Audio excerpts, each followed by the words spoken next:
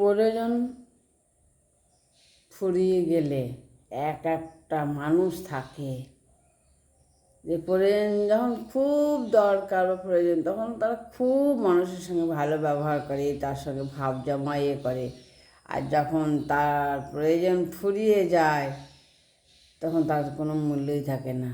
তাই মানুষের প্রয়োজন ফুরিয়ে গেলে তার ভীষণ মানে ছিল ভীষণ মূল্য আর কি। সেই মানুষকে অবহেলায় সরিয়ে দেয়।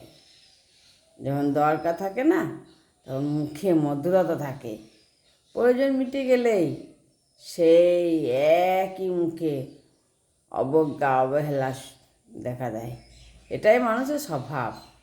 স্বার্থ যেখানে শেষ সেখানেই সম্পর্কেরও হিসাব শেষ। মানে যারা খুব রাগী মানুষ অল্পতেই ক্ষেপে ওঠে, ঠিকই মানে দেখবেন সত্যি কথা, যারা অল্পতে রেগে যায় খুব রাগী, কিন্তু তাদের ভেতরটা থাকে একবারে সোজা সাপটা, মানে খুব সরল, একদম সরল। তারা যা মনে করে তাই বলে ফেলে। অভিনয় বা ছলনার মুখোশ পড়ে না।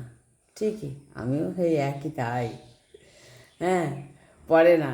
তাদের রাগ মুহূর্তের, কিন্তু সত্যি তখনই আমার খুব রাগ হয়ে যাবে, তখনই কিছুক্ষণের মধ্যেই মানে কেন করলাম, কেন এরকম হলো, মুহূর্তের মধ্যে রাগও পড়ে যায়।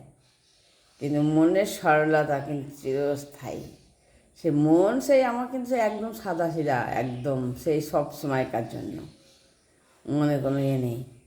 এই জন্যে রাগী মানুষ এই ভয় পেতে নেই।